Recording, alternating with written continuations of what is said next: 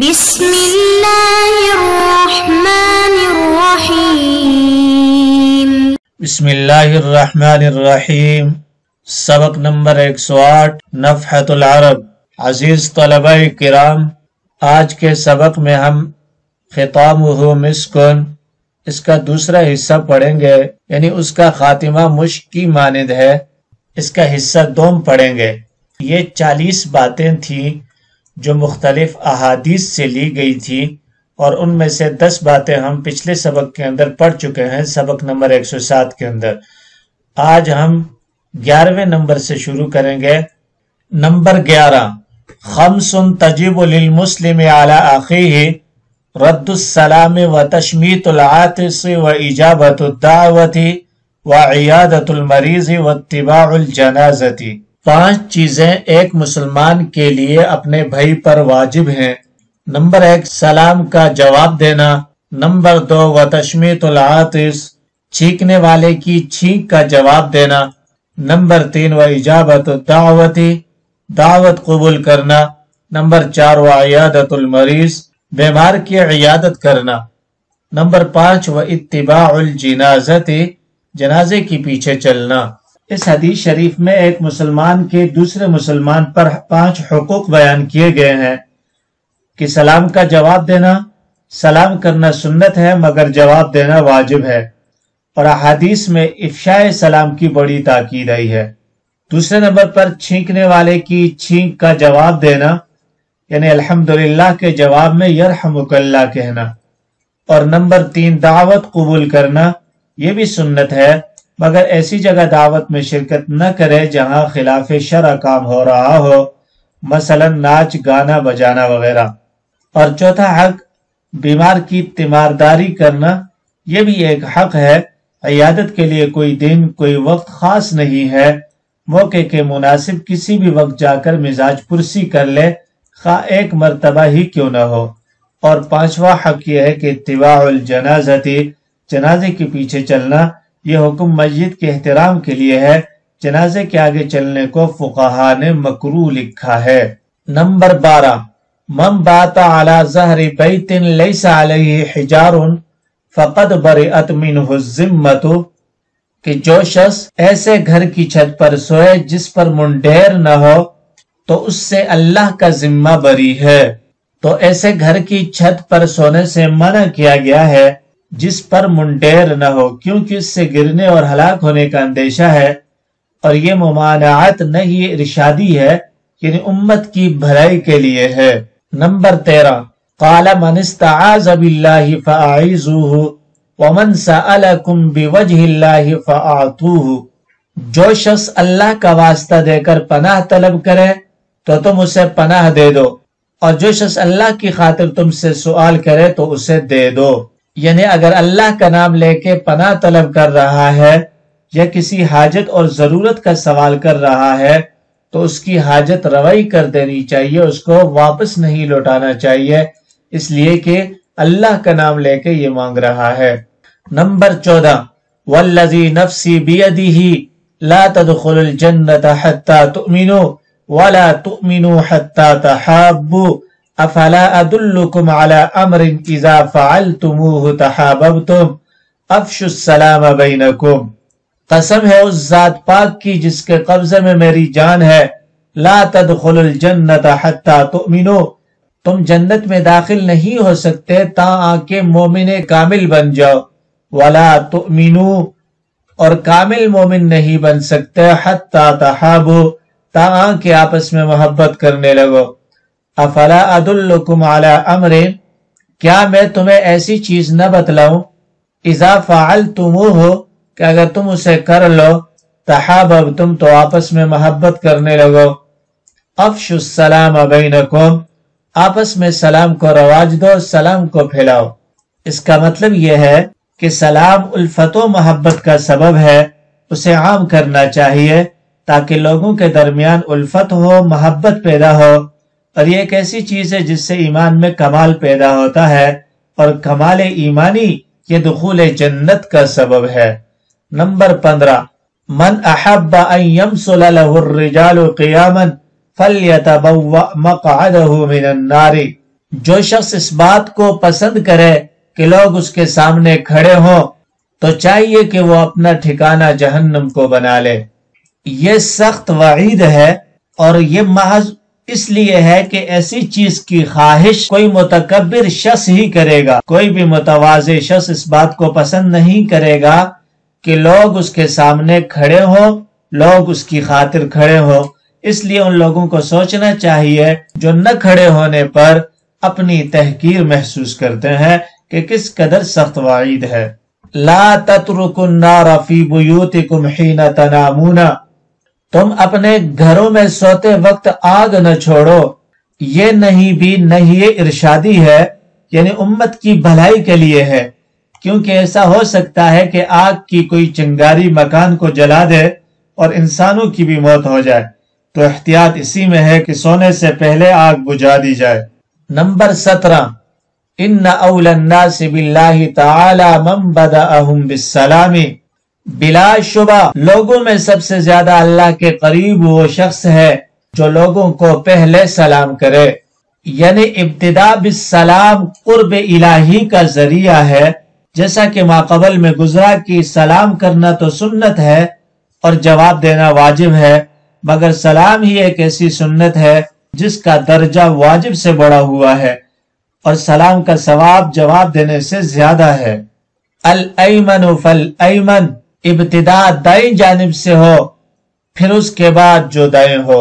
اس کا مطلب یہ ہے کہ حدیث پاک میں ہر عمل کو دائیں سے شروع کرنے کی تاکید آئی ہے، اور آپ صلی اللہ علیہ وسلم خود بھی اس کا التزام فرمایا کرتے تھے، حتیٰ کہ روایات میں آتا ہے کہ جوتا پہننے کنگا کرنے میں بھی آپ دائیں طرف کو ترجیح دیتے۔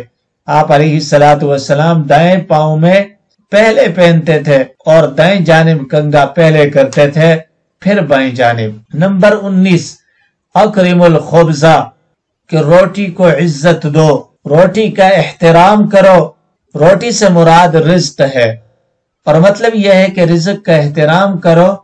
ایک حدیث مبارکہ میں اس بات کی صراحت آئی ہے کہ نافرمانی والدین، قطع رحمی اور رزق کی بے حرمتی، یہ تینوں ایسی چیزیں ہیں جن کی سزا انسانوں کو آخرت میں جو ملے گی وہ تو ملے گی ہی، دنیا میں بھی اس کی سزا مل جاتی ہے، اس لیے اس سے بچنا از حد ضروری ہے۔ الصبر رزن، صبر خوشنودی ہے، یعنی صبر کرنا گویا اللہ کے فیصلے پہ راضی رہنا ہے۔ صبر کی اسلام میں بڑی فضیلت آئی ہے۔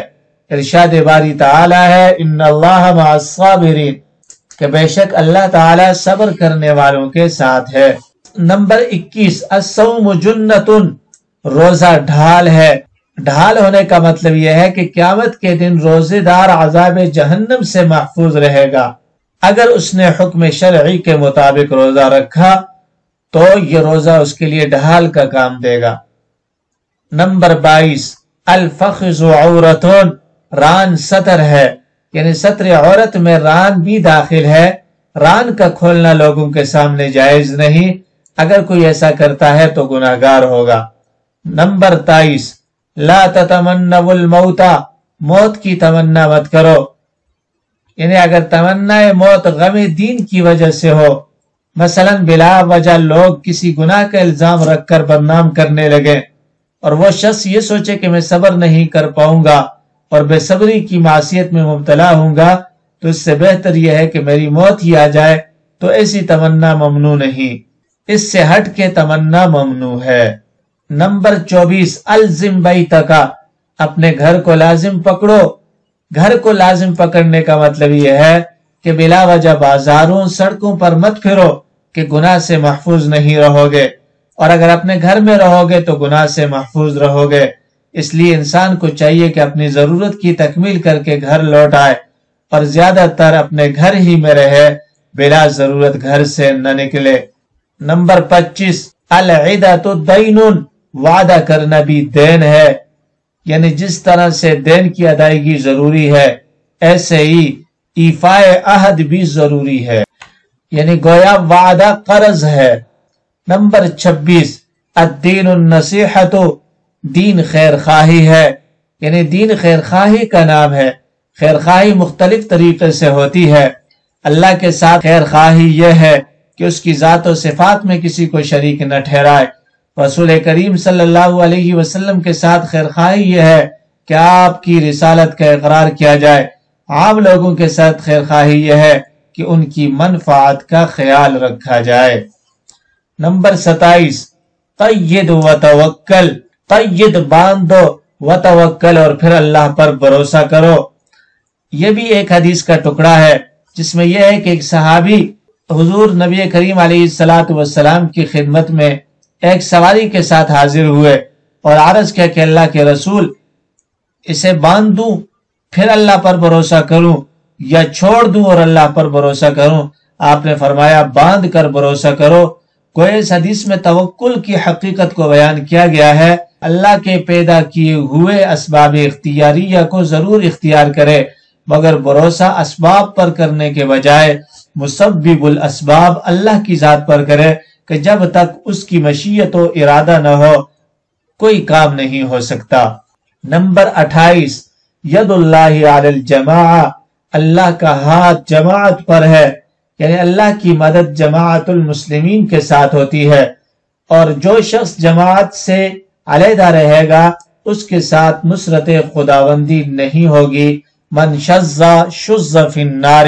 نمبر 29، المرء مع من احب، آدمی اسی کے ساتھ ہوگا جس سے وہ محبت کرے۔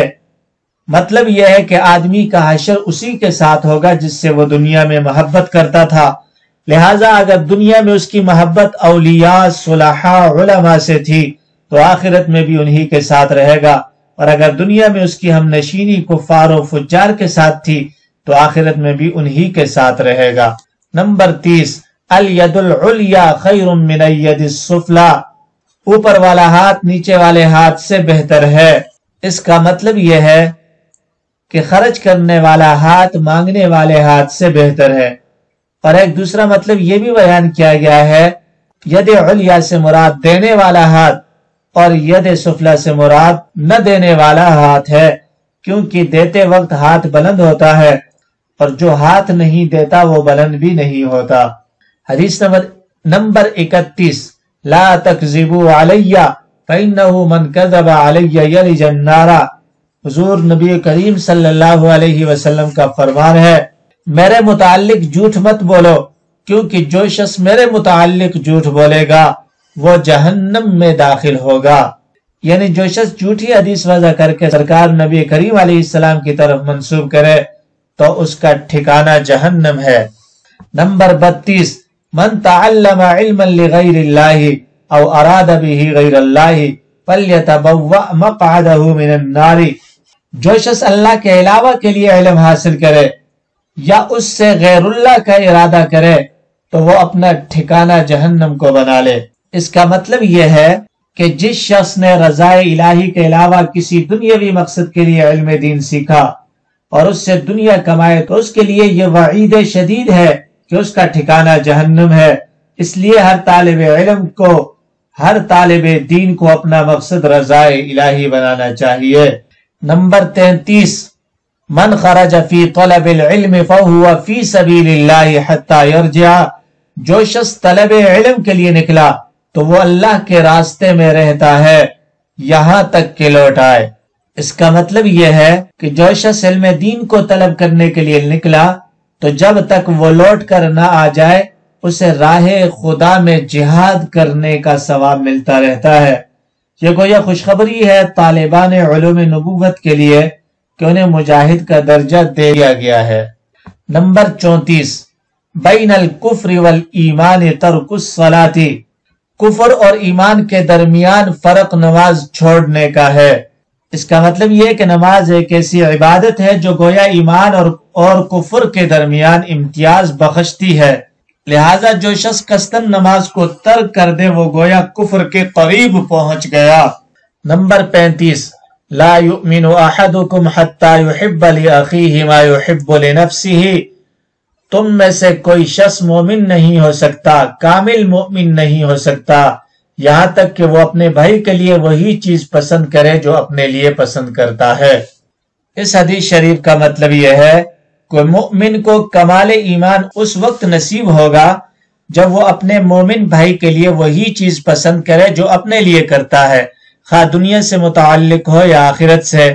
دنیاوی چیز جیسے رزق حلال کی تلاش، کثرت عبادت، علم، لیاقت وغیرہ، اور اخروی جیسے نجات من النار، جنت میں بلند درجات کا حصول۔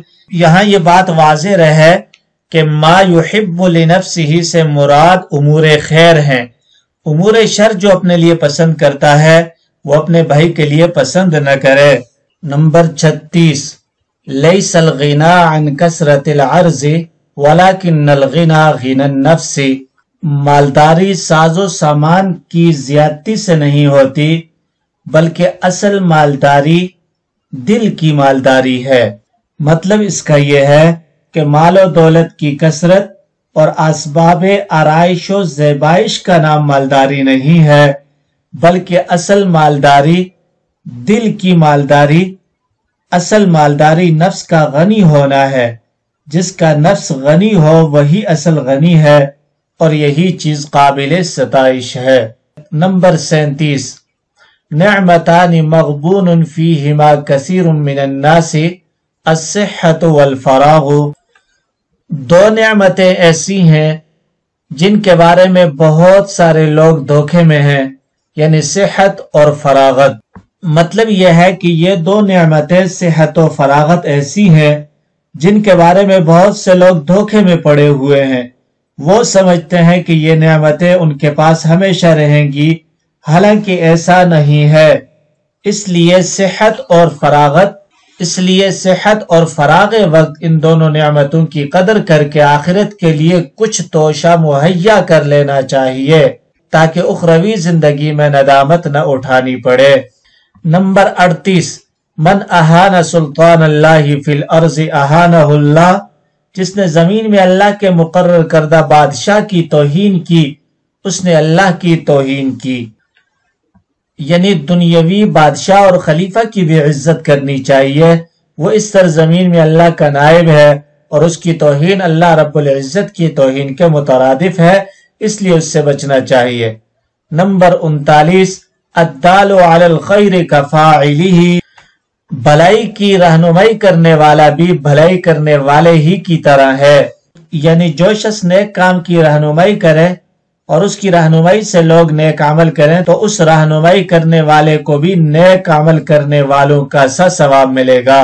کان رسول اللہ صلی اللہ علیہ وسلم یقول اللہم برد قلبی بالثلج والبرد والماء البارد، اللہم نق قلبی من الخطایا کما نقیت الثوب الابیض من الدنس۔ رسول اللہ صلی اللہ علیہ وسلم فرمایا کرتے تھے، اے اللہ تو میرے دل کو برف، اولے اور ٹھنڈے پانی کے ذریعے ٹھنڈا کر دے۔ اللہم نقی قلبی من الخطایا، اے اللہ تو میرے دل کو گناہوں سے اس طرح پاک کر دے، کما نقیت الثوب الابیض من الدنس، جیسے تو سفید کپڑے کو میل سے صاف کر دیتا ہے۔ تو یہ حضور نبی علیہ السلام کی دعا تھی جس کے اہتمام فرمایا کرتے تھے۔ تو اس دعا کے اہتمام کی بھی ضرورت ہے کہ اس کا اہتمام کیا جائے۔ حل لغات، برئت، برئ یبرأ براءتن، بری ہونا، استعاذ یستعیذ استعاذتن، پناہ مانگنا، اعاذ یعیذ اعاذتن، پناہ دینا۔ این یمسلا، مسلا یمسل مسولا، مسلا یمسل مسولا، بین یدی فلان، کسی کے سامنے کھڑا ہونا۔ فل یتبوأ، تبوأ یتبوأ تبوؤا، ٹھکانہ بنانا۔ تبوأ المکان، اقامت کرنا۔ مقعدہ، اس کی جمع مقاعد آتی ہے بیٹھنے کی جگہ۔ جنتن، اس کی جمع جنن آتی ہے ڈھال۔ قید، قید یقید تقییدا، مقید کرنا، باندھنا۔ العدۃ، وعدہ، وعد یعد عدۃ، وعدہ کرنا۔ یلج النار، ولج یلج ولوجا، داخل ہونا۔ العرض، اس کی جمع عروض آتی ہے سامان۔ مغبون، غبن یغبن غبنا، دھوکہ دینا۔ سلجن، برف، اس کی جمع سلوج آتی ہے۔ البرد، بردن، یہ بردتن کی جمع ہے۔ اولے، نقی، نقا ینقی تنقیتن صاف کرنا، دنس اس کی جمع ادنا سناتی ہے میل کچیل۔ نعمتان موصوف ہے اور مغبون فیہما کثیر من الناس یہ اس کی صفت ہے۔ من بدأہم بالسلام یہ موصول باصلہ مل کر ان اول الناس میں ان کی خبر واقع ہو رہا ہے۔ تو نفحۃ العرب کا حصہ نثر کا یہ آخری سبق تھا جس کا عنوان تھا ختامہ مسکن، کہ حصہ نثر کا خاتمہ مشک کے مانند ہے اور مشک کی طرح ہے کہ جس طرح مشک اس سے خوشبو پھوٹتی ہے اور ہر کوئی معطر رہتا ہے اس کی وجہ سے، تو یہ بھی ایک قسم کی خوشبو ہے اور ہر ایک کی زندگی اس سے معطر ہو جاتی ہے ان باتوں سے۔ یہ 40 باتیں، یہ 40 چیزیں جن کا ذکر ہوا، یہ نبی اکرم صلی اللہ علیہ وسلم کی احادیث سے ماخوذ ہیں اور ہر ایک چیز تمام مومنین کے لیے باعث نصیحت ہے جس کو اپنانے میں فائدہ ہی فائدہ ہے، اور ہر ایک کی تشریح اور وضاحت میں نے ساتھ ساتھ کر دی ہے، ہر ایک کا الگ الگ مطلب بیان کر دیا ہے۔